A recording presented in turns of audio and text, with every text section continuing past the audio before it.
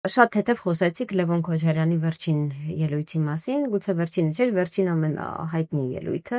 որոշ շրջան հարաբերական անդորից հետո իշխանությունը նորից սկսել է շատ սուր թիրախավորել ձեր քաղաքական թիմին եւ Լևոն Քոչարյանի այդ հայտնի ելույթին հետեւած իրադարձությունները դրա վառ օրինակն են ու գրեթե օր չի անցնում, որ ԿՊԱ-ականների եւ Հայաստան խմբակցության պատգամավորների միջև սուր բանապեճեր չլինեն, որոնք հասնում են ընդհանուր ձեռնամարտի ու հայհոյանքների։ Ինչպես է ընդհանուր առմամբ գնահատում այն, ինչ կատարվում է խորհրդարանում այսօր։ Միջև հերթական ընտրությունները մեկ տարի է մնացել, հնարավոր է արտահերքը չէ, հնարավոր է հավանականություն ես տեսնում եմ որոշակի եւ պարզ է, որ հիմա այդ քաղաքական մարտերը խորհրդարանում պիտի սրվի եւ իմ գնահատականով գալիք տարին այսպես է լինել։ Հիմա մարդիկ նաև ինչ որ նարատիվներով իշխանություն են ստացել եւ այսօր արդարացման ոչինչ չունեն։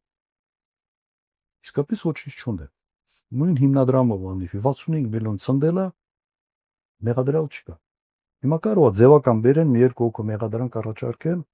հետո ասեն դե քանի որ համագործակցել է քնության հետ կարճ ազնիվ գործուն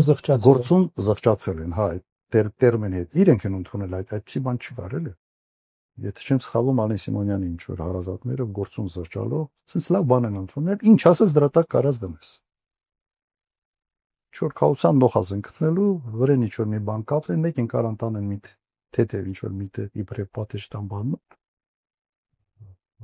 Փողով նստելու ինչ որ ինստիտուտ էլ է այս ամեր մոտ կարծում եմ առաջանալու, այդ կինոյի պես է որ ասում բանի ժամանակ նստել է Նիկոլայ Պերուի ժամանակ, հետո Նիկոլայ Երրորդի ժամանակ, այն Աստապ Բենդերին այդ ֆիլմերը կար, չէ։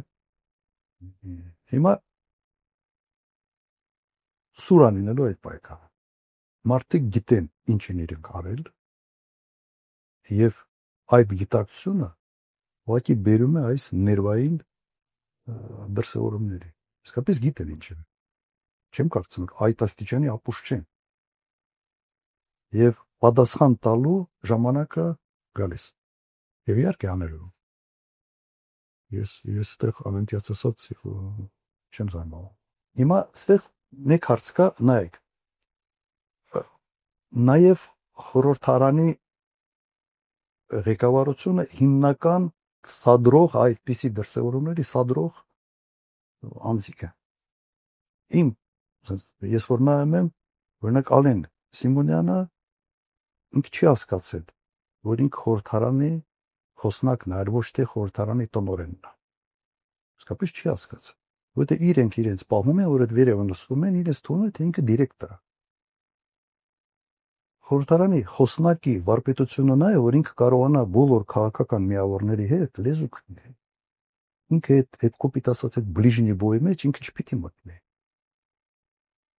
Վերջը մենք քանի խոսնակ ենք ունեցել մեր խորհրդարանում, ով է իրեն այսպես պահել։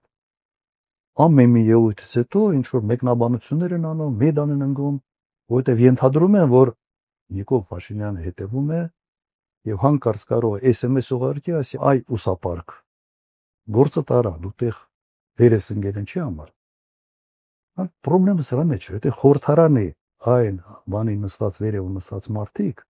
իրենք հենց այդ ֆունկցիան պետք է կատարեն։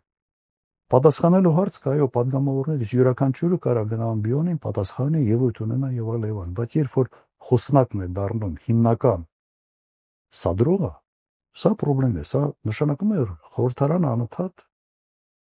բախվելու է նման իրավիճակների հետ։ Դիրեկտոր չեք դուք, ու խոսնակ եք խորհրդարանի։ Այո, չար։